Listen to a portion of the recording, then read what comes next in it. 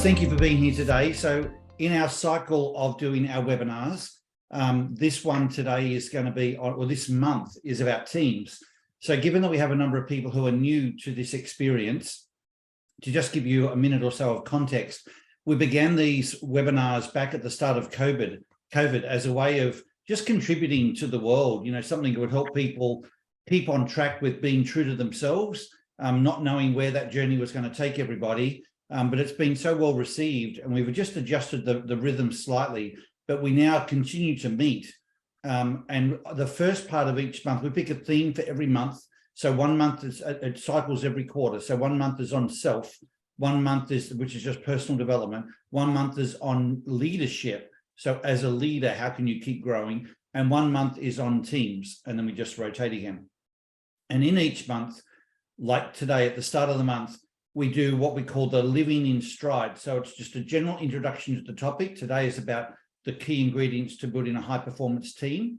And then in 2 weeks' time, when we have our ID masterclass, it's the same format of, this webinar experience. It's open to everyone, but it's particularly for people who want to dig into the nuances of ID. So whereas today I will sprinkle in some ID insights, and there's resource from the slides that I'll share that you can take with you and study and use and learn from. When we come back in 2 weeks' time, that's an opportunity where you can put your own situation on the table. You might have your own challenges you want to talk through, various use cases, and we dig into the nuances of particularly the whole ID approach as opposed to talking singularly about each drive. There is no catch. There is no strings attached to this. This is just honestly an opportunity to from our end make a difference. And we've also found that, as you would expect, the majority of the value is in the sharing that goes on amongst this community of people that in many cases we haven't met people like, face to face, and yet we become sort of like ID friends from being together now for coming up 3 years.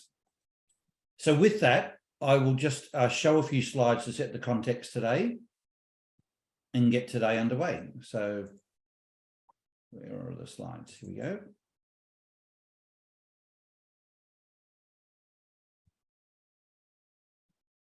All right. So now, just in case someone, because of the screen I use, I've had feedback before that you might have a lot of black space to the side of the slides. Ian, do you remember what people need to do to adjust that? Someone on the call might know what you do. There's something you do on your laptop to adjust the way you receive it, if that's the case. So if someone knows what to do and it's affecting you, maybe just put it in chat so we don't take over don't hijack the whole of the meeting here today. So, all right. So where this topic came from, we have talked previously about what are the ingredients of high performing teams.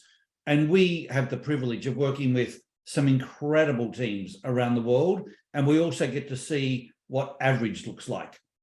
So when you study the characteristics of the teams who do it best and look for patterns, which is something I'm fanatical about doing, invariably there are things that you notice. But particularly what I want to talk about today is what has changed in the last 3 years as we've shifted to the hybrid model of working and the virtual world of teams. What are the subtle adjustments that you want to incorporate, and are there indeed new ingredients? And so I hope what I'm going to share with you today is new and is insightful. It's certainly not a rehash of what we've done before.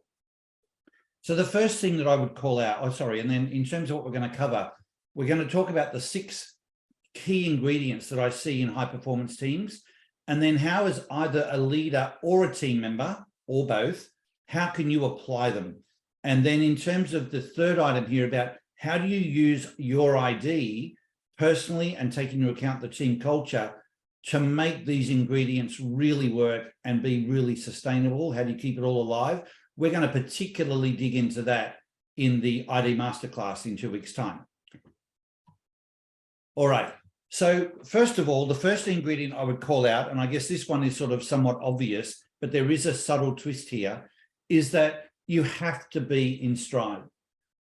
One of the things that I say to teams all the time is you can't have a high performance team with low performing individuals. It doesn't work. But by the same token, just because you've got high performance individuals doesn't automatically give you a high performing team. Picture a basketball team where you've got a team of stars, but that doesn't make for a star team. There's still things you need to do as a team, but there, you certainly are, you have an advantage if the people that are on the team are high performance players themselves. So the subtle twist here is the 24/7. One of the things that's changed, and you can tell from the amount of publicity and discussion that there is around mental well-being, not just mental health, but mental well-being. Companies or employers are challenged much more now about the holistic well-being of their people, not just while they're at work, but how is life with their family and with themselves outside of the working environment. In fact, when is outside? It used to be that when you're at the office or your place of work, that was work, and maybe when you were traveling to or from. But in the hybrid and virtual world, that's sort of like somewhere in the 24/7 space is when we work, and it varies for everybody. And there are a whole new range of distractions and boundaries and accountabilities that everyone is feeling, and that touch the way a leader needs to think about their team now.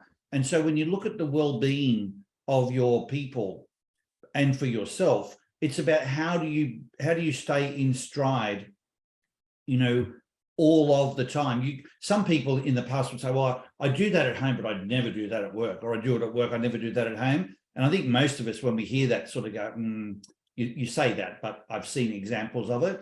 The same is true here. If you want to be on your game, you can't be an A-grade person at work and a C-grade person at home, and vice versa. So there is this, requirement that you strive to be your best self 24/7. Now, for those of you who are new to this, we have a couple of models that we use to bring that to life. So instead of that just being a mantra or an expectation, this is where ID comes into play. Because if you've got, the green arrow here represents your ID, what it's saying to you is that when you are true to your ID, that is when you are at your best. That's the connection between ID and performance. Only when you are in stride with your true self, true to your ID, will you receive the things at the top of the graph here, of giving your best performance, of feeling and receiving the fulfillment that comes from being your best self, the achievement, the self-esteem, and so on. Now, there are forces that will all day, every day, seek to pull you out of stride, whether it's family expectations, whether it's career expectations and the role that you're in, being, the square peg in the round hole, as it were, whether it's society's expectations for what a mum should be, or a dad should be, or a teenager should be, our education system. They're not all designed to suit you. They're designed to suit a generic. And people typically don't think about, what does David need? What does Mary need? What does Jill need?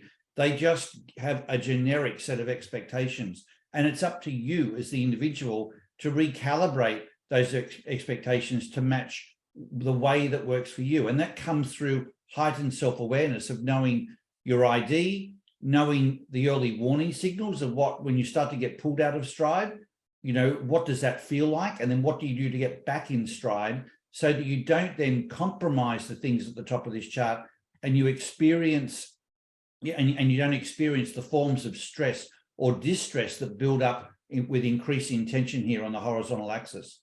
Now, we've also, and I'm not going to spend time on this, these are just some of the things that occur from a health point of view when you are pulled out of stride. So when you go back to this particular slide and you say, well, I'm pulled out of stride, it's not just an effect on your performance or on how you feel, your sense of fulfillment and achievement. It does take its toll if that tension builds up on your health. I can't predict based on your ID what is the symptom you'll experience. It varies from person to person, but we have found that these 5 categories pop up very commonly: energy, immunity, skin, respiratory, and digestive. So instead of resorting to medication, what I'd encourage you to think about is, how true am I being to myself? What might be missing from my ID that I could address and get back in stride? I'll just mention the second ingredient, and then I'll stop in case people have some questions, because the second one is connected to this one.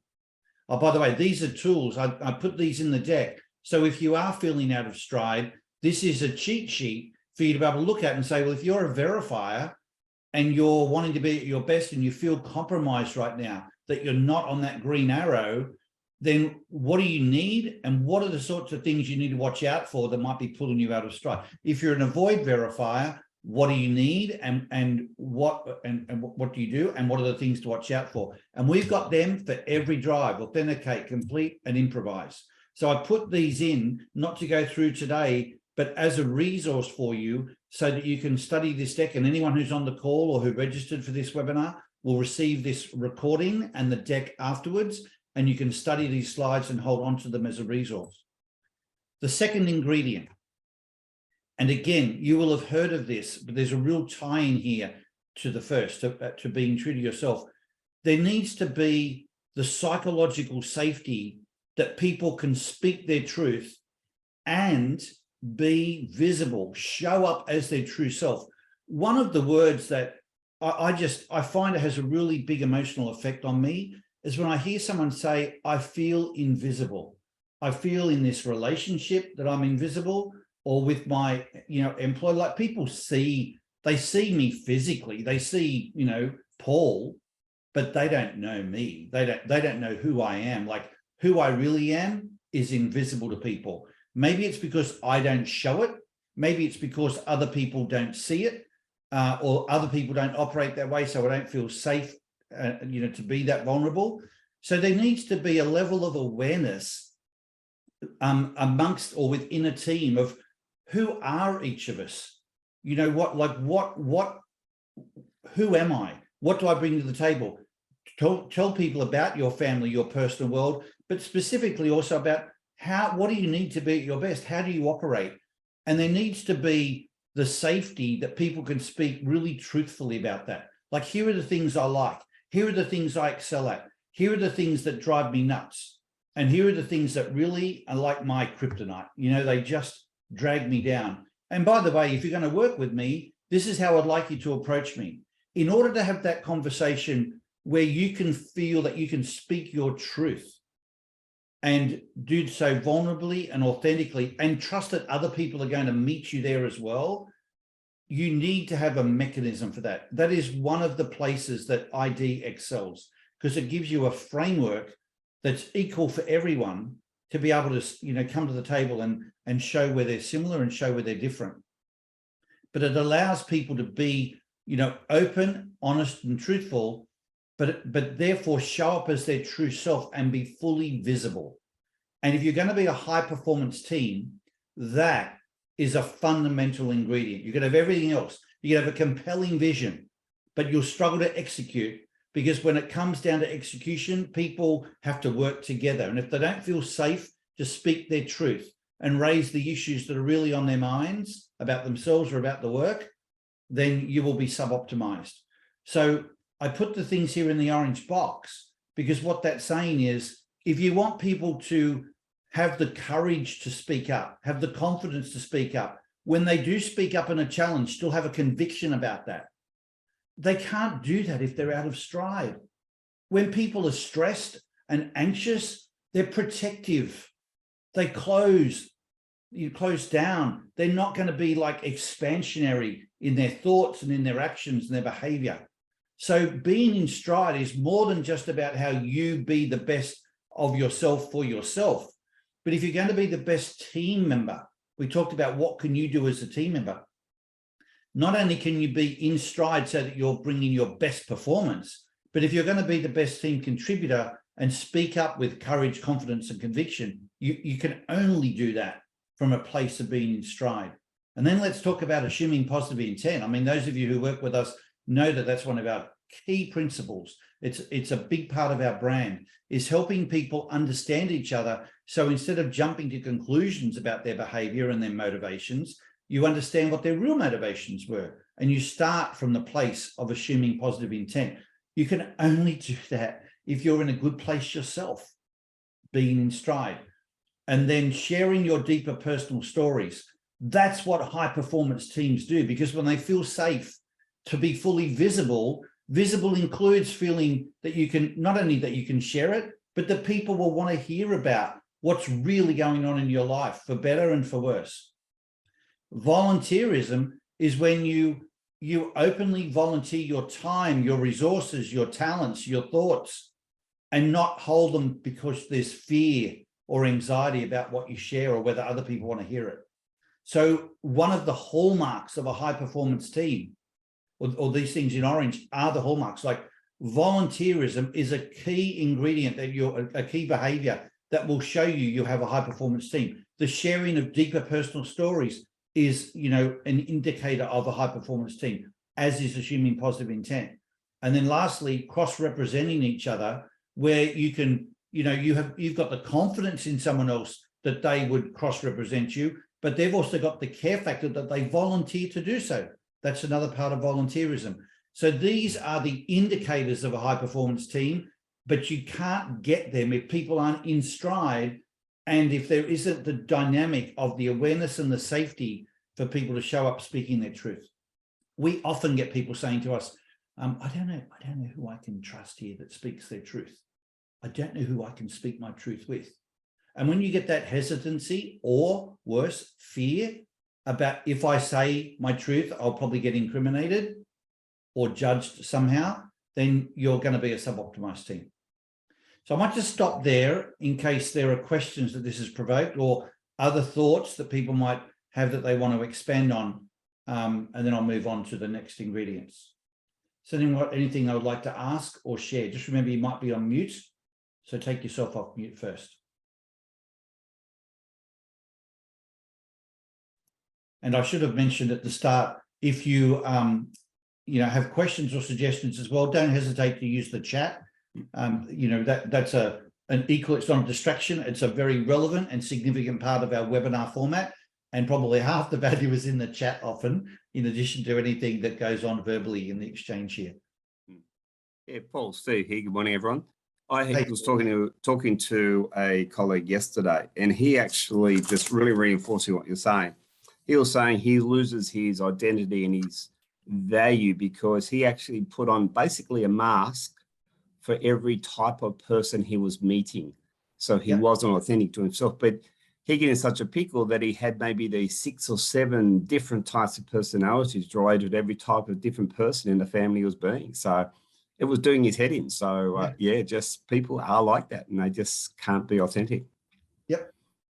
Well, and so now that you're aware, like people say, well, what can I do about it? Well, you can do these things about it. You can be the person who makes a point of showing up in stride, and when people see you glowing, it's like when someone's lost a lot of weight, people say like, wow, you look great. How did you do it? And when you are in stride and you're glowing, people will say to you like, I want what you've got. What are you doing? And you can explain some of the things you do, share the tools with them, but things like even calling out, assuming positive intent, or you sharing your stories, or creating a conversation in your team where people start to share their stories. What I can tell you is this, and this is the secret about this stuff. Whoever shares the deepest personal story sets the temperature of the sharing of those stories. It's like a thermostat. So if someone shares a story, but it's a safe story, especially if it's the leader, everyone else will share at the same temperature. But if you share a really vulnerable, open story, then other people go, oh, I've got one like that. And they feel safe to share it because they're no longer, the only person thinking and feeling like that. So these ingredients are things you can really action, even if others aren't all buying in at the same time. Sorry, Steve. No, that was, very spot on, Paul. And that's exactly how the conversation went yesterday, being just sharing personal stories, and it built a stronger rapport with him, allowed him to be himself and be authentic. So spot on. What's changed in the last 3 years is that you have to really turn these up. You have to do these with more intention. Because when you were working together physically with people in the same room, you could sort of do some of these using, like the water cooler, quick chat, you'd see each other with different eye looks or smiles, or, a sidebar conversation. But now when you tend to have meetings with people that are set up and they're more intentional, you have to intentionally make the time to check in with each other. Like, how are you going? What did you get up to on the weekend? No, really, what did you do? And share some of the stories. You might come to that discussion with, what would be my deeper personal story that I'd share? What happened for me on the weekend that really grabbed me, and you share that, maybe something yourself with your kids, whatever, but you do these things with more intention. And if you find that you've had a couple of days where you haven't done some of these things, then you have to, in today's world, you have to do them with more intention. I still find when I go into a lot of my leader conversations and even team meetings, people get on a call and they go, I'll just use Steve because he was just talking. Hey, Steve, thanks for getting on the call. Listen, what I wanted to talk about today. And it's like, well, Steve, let's just talk about us for a minute. Just, can we check in? Like, how are you? And just have that personal connection. You would have done it more like that had you been personally together. But in the virtual world, we have to do these things with more intention. All right, let's move on. The third ingredient, and this one is just, everywhere. So the third one is being strategic. So those of you who are into a guy called Simon Sinek, who talks about we need to know our why. That's one element of being strategic. But one of the things I've found in good teams that's different, in great teams that's different to good teams, is the amount of attention they give the strategic area and their understanding of what being strategic means. So what I would venture to say is that no matter the ID of the individual or the team, the vast majority of people and almost every team defaults to a tactical focus. The team focuses on the work, and so it's all about the task, the work, what we're doing. Rarely is there a discussion on why. And even when there is a discussion on why, it's somewhat still tactical. It's like, what are our priorities? As opposed to what's the burning platform? What's the why? Why is this so not just important, but compelling? And unless you not only articulate the why, but as a leader and as a team, make it front and center of everything you do all the time, every team meeting, every conversation. As a leader, it's your job to keep the flame of the why alive, burning brightly, so that it's in people's visibility all the time. If you don't, the team's default will go to tactical. And the minute a team goes to tactical, it's on its path to sub-optimization. That's a really big statement to make, because you would think, well, if a team's doing the work, then they would be succeeding. I'm talking not from a textbook place here of what makes logical sense. I'm talking to you about what actually happens in high performance teams versus those that are struggling to execute. So whether you are the leader of the team or whether you are a team member, you can make sure that there's a focus on the why. And that's really clear. The second piece about being strategic is that you don't just think about your silo, that you not only think about, but you're even aware of what are the other components of the ecosystem. We don't even think organizationally anymore.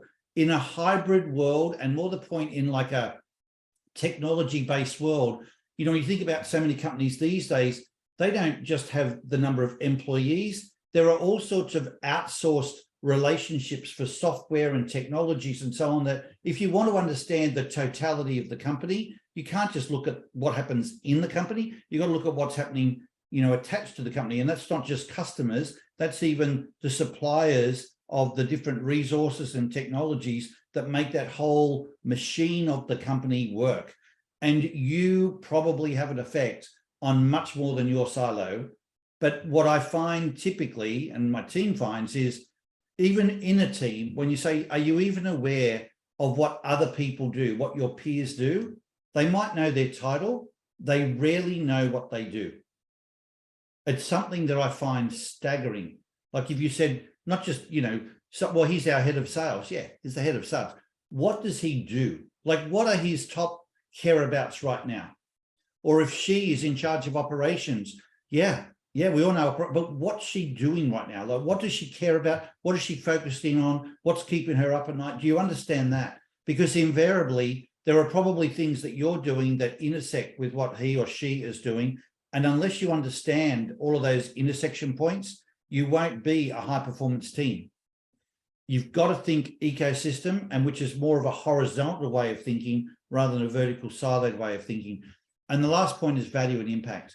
So much of the discussion in a team talks about the results that they're achieving or struggling to achieve. You know, it's either results or impediments and obstacles, but rarely is a team aware of or articulates the value of what they do. It's like, okay, so we achieved, you know, we put in place these different, you know, achievements this month. So what? What did that do for our ecosystem? Not just our team, but okay, we stem the flow of attrition. What does that do? What's the real value of stemming attrition? The obvious one it slows, you know, it reduces the cost of having to hire new people. Okay, but what's the value of that?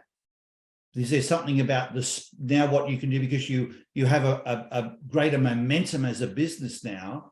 Okay, and what's the value of that? Well, we can be more innovative. We have faster cycle times. We improve our market share, or we're able to, you know, address a wider market than what we had before, a bigger customer base than what we had before. Like what is the value of what you're doing? Thinking about that, reporting on that, making sure that that's understood by the team, and the value should connect back to the why, you know, and that keeps the flame of the motivation, the energy, and the fulfillment of people well and truly alive. Because when people feel they've got meaning and real purpose to what they're doing, and that what they're doing is actually working strategically, that's going to keep your team on fire. All right, number 4. This one is really crucial. Lead, and you know, it sort of not starts and stops with this, but this is just really, really big today. People just expect that if you as a leader are not modeling what you're asking for from the team, there's no point in them even trying.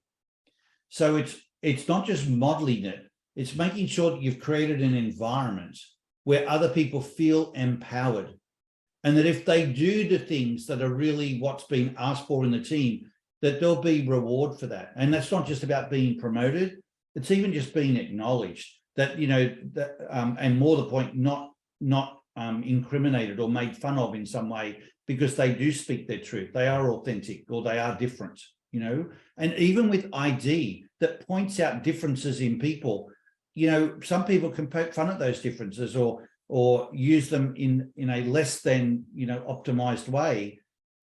As a leader, you can make sure that that gets called out. So in a virtual world and a hybrid world where you don't get to be with each other all the time, you've got to be even more vigilant about, are you modeling this? Are you creating an environment that empowers people? And are you acknowledging, like calling out the good examples? And are you also calling out the bad examples and making sure they aren't repeated?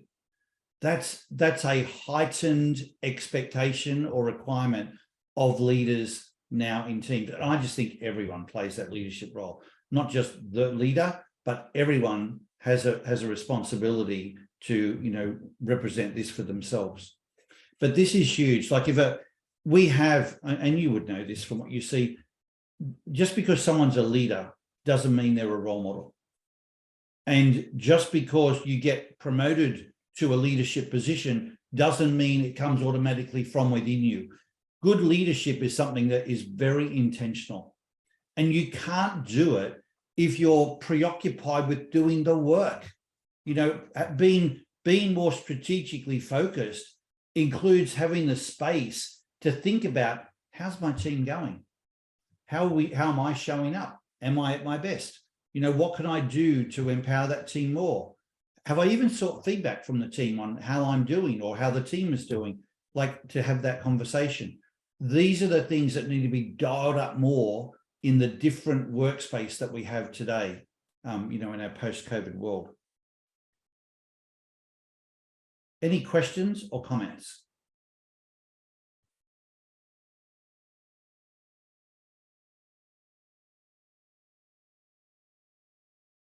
I can see there's a little bit going off on the chat. So keep, in between, if there's questions, I'll try and keep my eye on it in case if anyone has a question, I'll look across to then answer them. All right, let's look at the fifth ingredient. Oh, the fifth one is having the right success measures. So, I put this in here, and I know it probably sounds like, well, yeah, we already have that. But I think the key thing here is, are they the right measures? Like, how do we determine success? Because so often the success is not actually linked to the mission. So as an example, in my case, I'll just use this as an example, speaking honestly and vulnerably to you guys. If our vision is for everyone in the world to know and use their ID, and it is, but we measure our success by the amount of money that we're selling, or the profit that we're making, or the, anything like that, that, how is that linked to our vision? Now, there may be a link, so I'm not saying it automatically is not linked, but you probably have to join the dots and show where there is a link. But if we were reporting on how many IDs are getting done, how many people are actually using their ID? So even in our case, if we were to say our vision is for everyone in the world to know their ID and use their ID, and we say, oh, look, this month another, 10,000 people did their ID. That's great. But how many people are using their ID? So have we got that being measured as well? So making sure that whatever your strategic focus is connected back to how you're measuring success. And I will say that on my experience, it's probably rarely the case. Mostly people use measures that were used before, or that are what's being thrust down from above. But showing the connection between the measure and the vision, the mission, that's not so automatic. And they might need to have some additional measures as well, like to be a sustainable business. We of course need to have an income and have a profitability and not have attrition and all of those business measures, so they can be linked. But as a leader, you want to join those dots and show that connection. All right, and then number 6.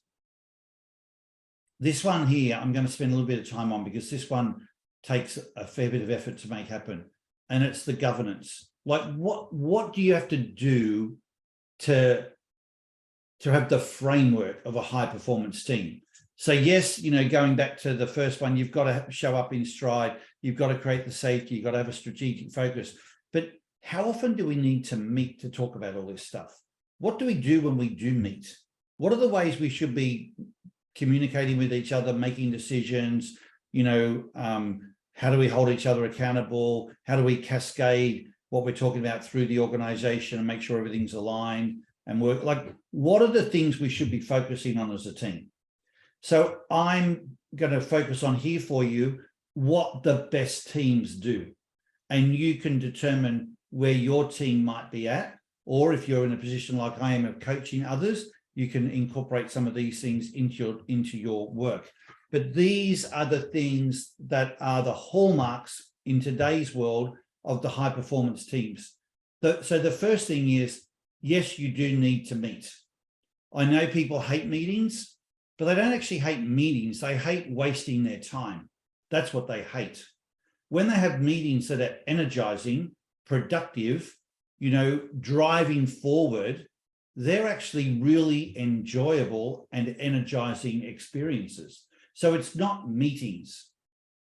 And you do need to come together as a team. So whatever you want to call that, if you want to change the name from a meeting, but again, thinking a sports team, you can't be a team without being a team. You have to be together as a team. So to do that individually doesn't work. And I do have leaders that go, yeah, we've got too many meetings and we just need to stop meeting and, have less meetings. Well, I understand where the motivation's coming from, but less meetings isn't necessarily the solution. Repurposing the meetings, making sure that they're doing what is going to drive the team forward and that works for the makeup of your team, and that for where your team is at in its cycle, the right things to be focusing on. That's what you really need to calibrate as a leader. So yes, meetings are still the way forward.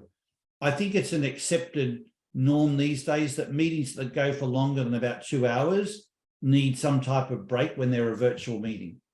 That's an acceptable. Now, whether it's right or not, I would just say to you, that's the norm. I mean, if you put a meeting, if you're having like a team meeting and it goes for 2 hours and it's a virtual meeting, most people go, it's, you know, we need it to be like about that length. But if you put a 6 or 7 hour meeting on the slate, and there are times when you need to do that, and our ID certification program is a great example of where to get the momentum required to produce that training for people. It needs a momentum of 6 to 7 hours, but we have then structured breaks and certain ways that we run it. So it keeps people really energized.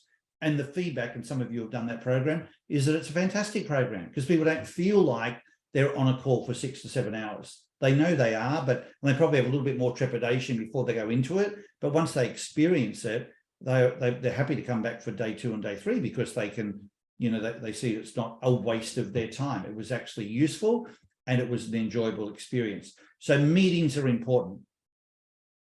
One of the key things to do in a meeting, though, is to work together as a team.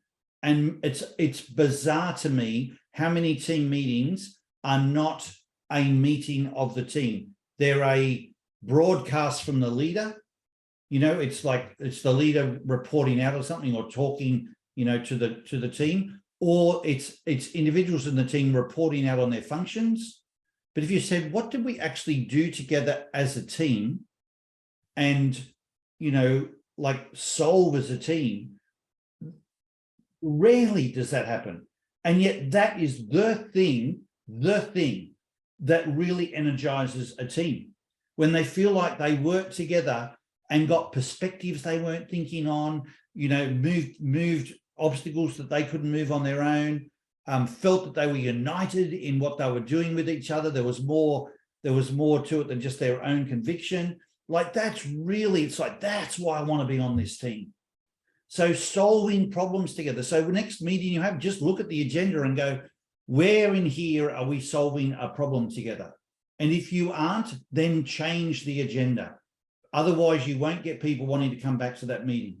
And I promise you, if you solve problems together as a team, where the outcomes are not someone pushing their decision onto the team, but you truly collaborate together to figure something out together, that is always recognized as a very useful and enjoyable team experience. So solving problems together, that's why I've highlighted it here. The second thing that's really critical to do in your team, and I would say, whereas the problem solving is like every time you're together, do this. And even if you've got to share something with the team, do it in a way where you solve a problem with the team doing so. The second thing is a check-in at the team, like how are we doing as a team? And I find still the vast majority of leaders want to get that touchy-feely stuff out of the way so we can get on to the real topic, which is the work. No, it's the opposite. The real discussion is about the team. And then if you get that part right, the work will get done in half the time, or the discussion on the work will get done in half the time. You need to spend the time checking in on the team. And that's both about the team as an organism, like what's working for us as a team? What isn't working? What do we need to do? You know, it's a bit like that stop, start, continue a discussion that some teams do, but just doing a check-in. I would say the right cadence for that is quarterly. What are we doing well? What's working? What's everyone got to contribute to that?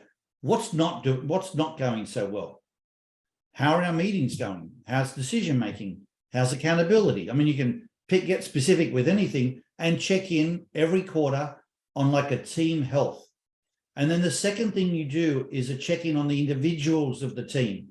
Those of you who know, who have seen our work, we call that a PPI check-in, a peak performance indicator check-in. That was that slide I showed you right at the start with the green arrow up the middle of the page, talking with each team member, this is openly in the team, about where are you at on a scale of 0 to 10, what's your number?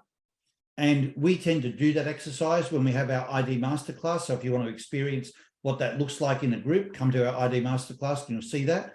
But it's a very authentic, open, and really insightful conversation that for every team member, but especially the leader, you get enormous value.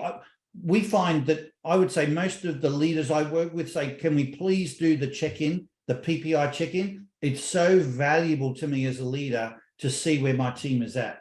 And you would want to do that. I would say our best teams do that monthly. At the least, you would do it quarterly. But it's just a quick check-in of, hey guys, what's our number? Anyone want to comment on their number? And then you do the team check-in on the health of the team.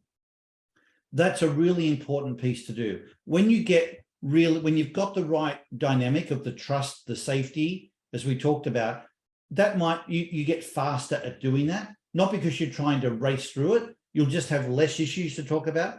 People will be quicker to be vulnerable and authentic. And there won't be too many surprises in that conversation that you need to work through. So it will require less time.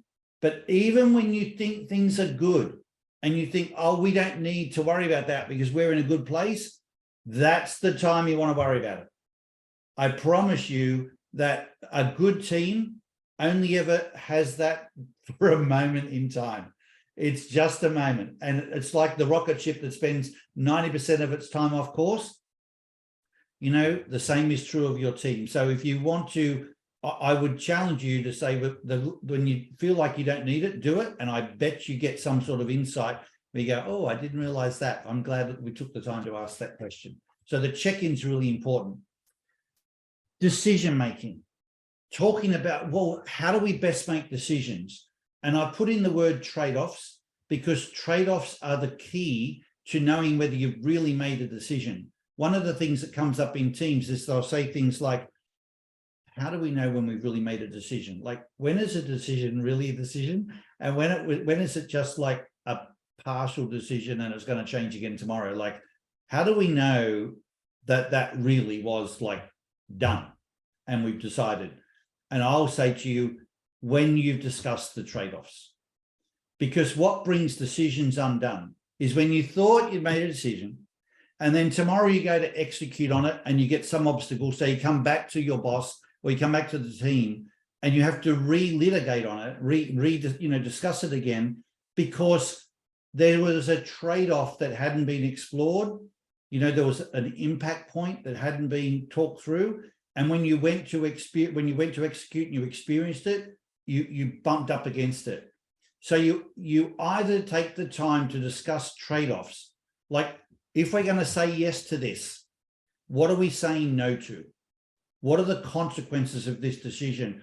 And are we agreeing to those? And unless you've got consequences that come up that make people squirm, you haven't made the decision. In all decisions, there's normally a like think about when you're moving house and you could be really excited about the fact you're going to move house. And it's like, oh, it means I'm assuming you're in a nice neighborhood, but that might be, that might be like, oh my God, we've got to tell our neighbors. I mean, how are we going to tell our neighbors? It's like, are we really going to tell our neighbors that we're moving? They're going to hate that we're moving. That would be a nice thing. But, it's like, there's a squirminess about that, right? Where you sort of go, oh, I'm not looking forward to that. Like we really want to move house, but there's a trade-off. And the trade-off is one that doesn't feel so good, but it's still worthwhile. I'm not saying it's not worthwhile, but it's something that you at least have addressed and gone, okay, when we get our neighbors saying, oh, we don't want you to leave, please stay. It's like, no, we've worked that one through and we're still going. So that's a really important point. And I would say probably on my experience, 95% of teams do not deal with trade-offs in their decisions. Very few. So if you want to be better at that and be to high performance teaming and really good decision making, focus on trade-offs. The same with alignment. When you think about, are we aligned as a team? Even if you have really, you have the environment where people can speak up and be really honest and authentic. So that in terms of the team that was together in this discussion, we are all aligned because we've all spoken our truth. We all heard each other. We all agreed on what we decided.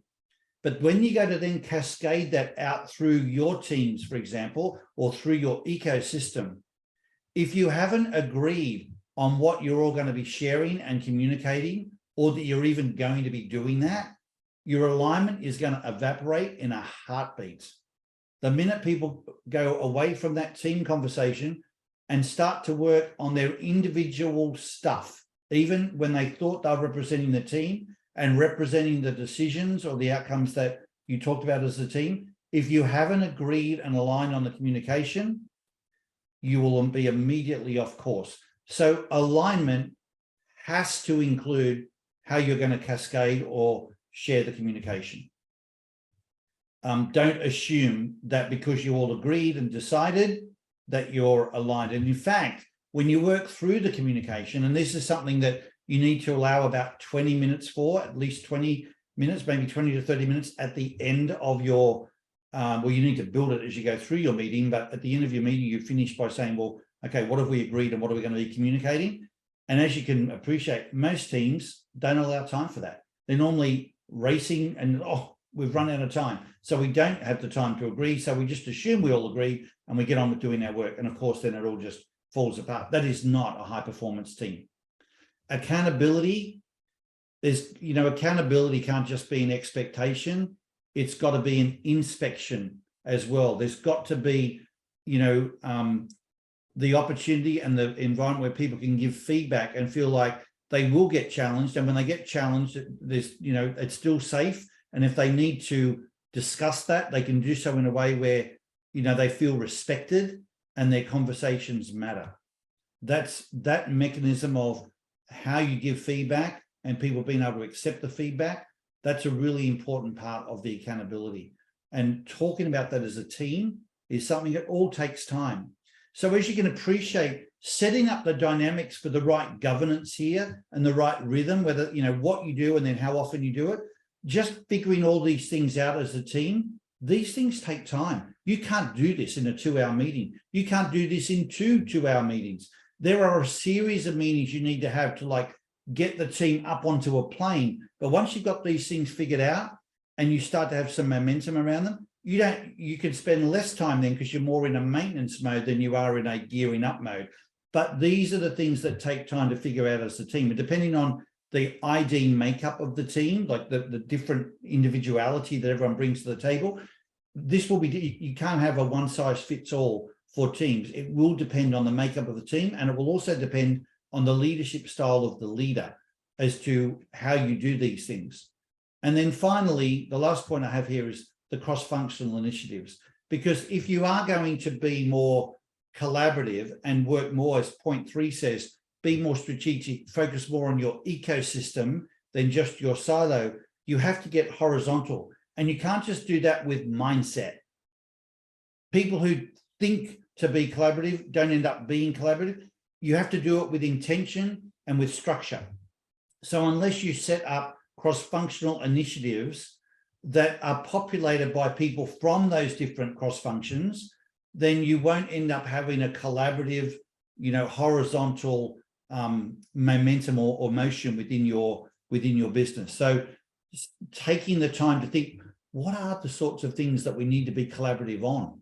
And if we're going to do that, what would be if we're to almost form them like a team? What would be the purpose of that cross-functional initiative? What would be the goals of it? What would be the success measures? Who would we want to have on those teams so that we're populating them, with that diversity that ensures they stay cross-functional? And are they led by people that enable the cross-functionality, or are they led by people that bring back a silo mentality?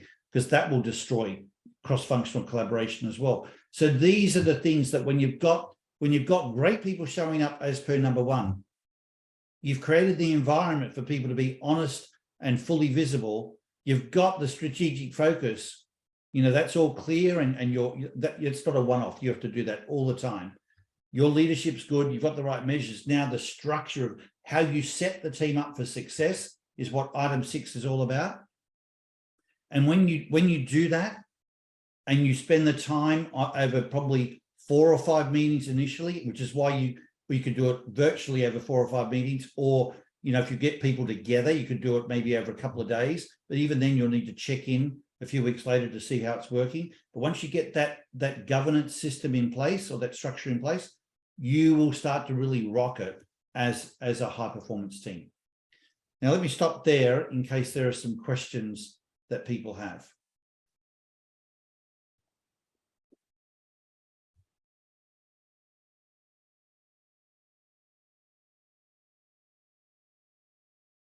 Hey, Paul, question. How do you balance up? So three and six. So if you've got to keep a strategic focus, but then you want to do problem solving as a team. How do you keep that balance so it doesn't tip too far one way or the other? Well, I don't know how you do this, like for each person personally, whether it's like putting WHY on your palm or something, so you back. These are not, it's not like, do you do one or the other? It's how you solve problems. And as you're solving the problem, just connect it back to the why. So take, for example, well, I'm going through we're recruiting right now, right? And I was just talking to a recruiter the other day, and he said, okay, so what's the process that we're going to use? And we mapped out like a 7-step process to achieve the goal, and it's all tied to our strategy. And I could tell as we were talking, he was like, okay, so now with step number 1, what do I need to do? And I could feel him getting more and more intensely focused on what he needs to do in step 1. And he's got to, write this email and put this post out, do all these. I could see it all just getting consumed by the to-do. And by the time we'd even finished that half-hour discussion, if you said, now, how is what you're doing connected back to the why? What I could tell he was lost in it. And so as a leader and as someone who would have the why on the palm of their hand, you go, I won't use the person's name, but, let's not lose sight of why we're doing that. Because if we're going to do it like that, I wouldn't write an email. And if we're going to truly do it and connect it to our why, I would take a different approach. I would have a more humanized approach with that person, oh yeah, that's right. So to me, it's not that you focus on discussing the why, or we focus on solving problems. It's when you're solving the problems, when you're doing the health check-in. So for example, when we do our PPI check-in as a team, we could do it as a task. Hey guys, what's your number? Let's talk about our number scale 0 to 10. What's the number? And everyone says, oh, that's good. Oh, wow, that's really good scores. Great, thank you. All right, great. So everyone's in a good place. All right, let's move on. That would be doing it as a task. And even then, that's still valuable, but it's not connected to our why.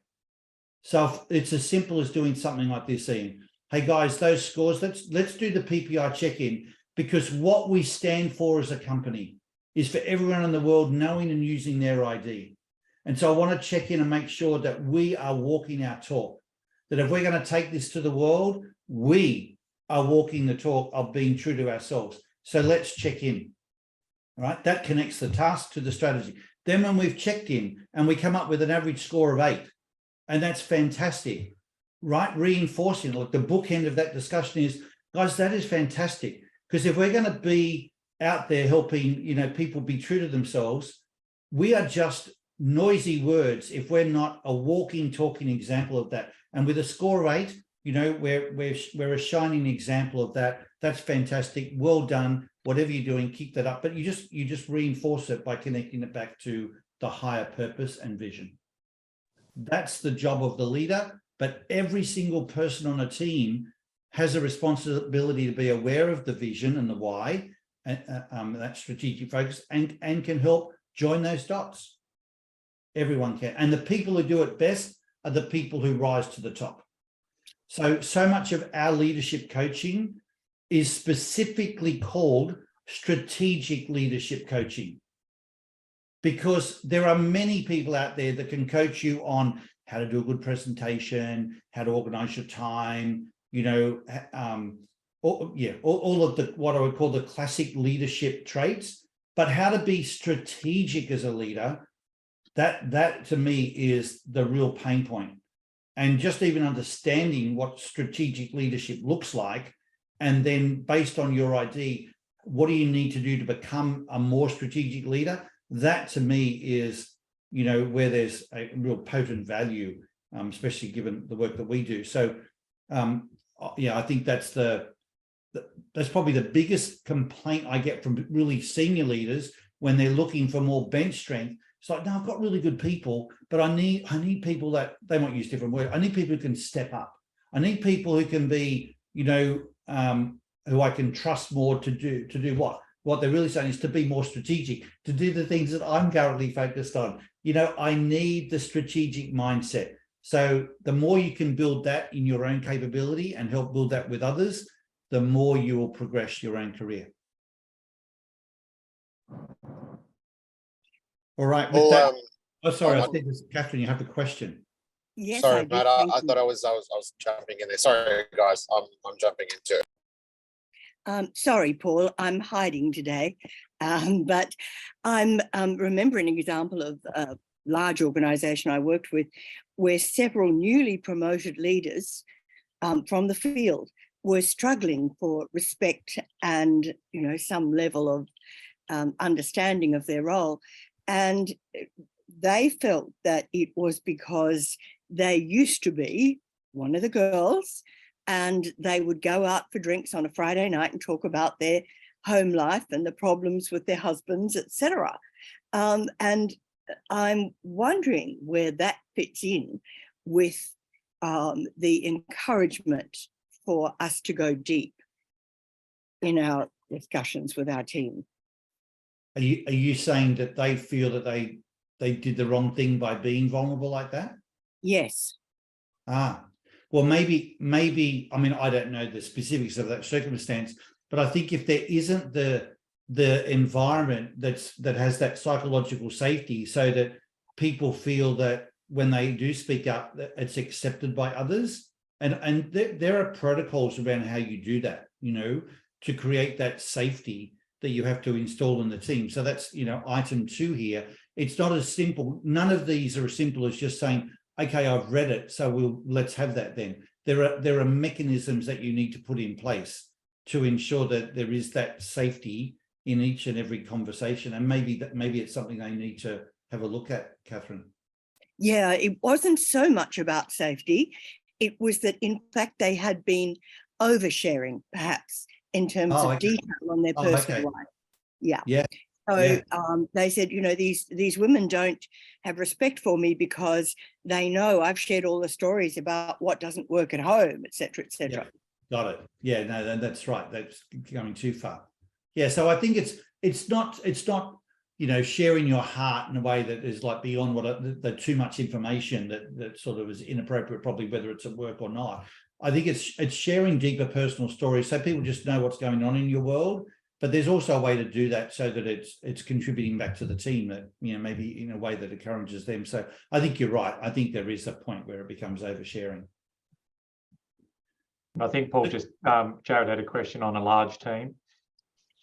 G'day, guys. Yeah, I know we're running short of time there, but I run a team of about 25, each different departments, but I found it super empowering knowing what my ID is, but I don't have visibility on what my team's ID is. And so I know what my strengths are.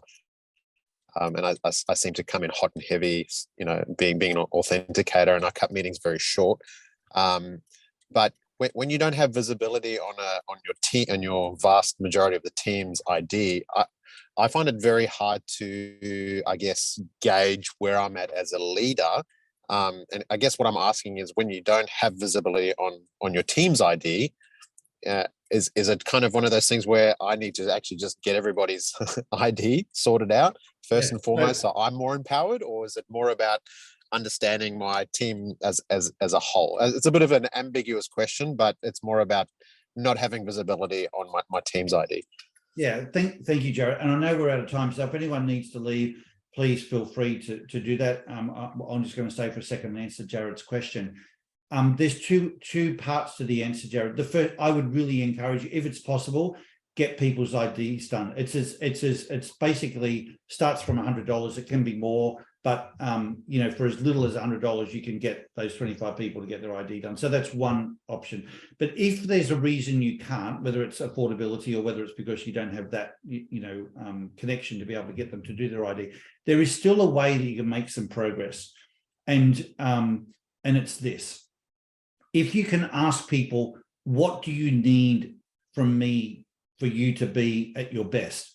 The key word is need. And when your mind subconsciously hears that word asked that way, what do you need to be able to be at your best? It's actually their ID that typically will answer. Now, it doesn't give you the same clarity as if you knew their ID, but you will get a lot of good value from that answer that might help you sharpen your way of working with that person. But I want to be really specific. It's a word need. If you said, well, what do you want? Or what do you prefer? Or what would you like? So that those words do not invoke the same answer from that person. It's the word need talks to the ID inside the person, even if you don't know what it is. Got it. All right, guys, with that, thank you so much for being here today. Hopefully, if you're interested to explore this at a deeper ID level, we'll see you in a couple of weeks at our ID Masterclass. Otherwise, have a great rest of the day, and we'll look forward to seeing you next time. Take care, everybody.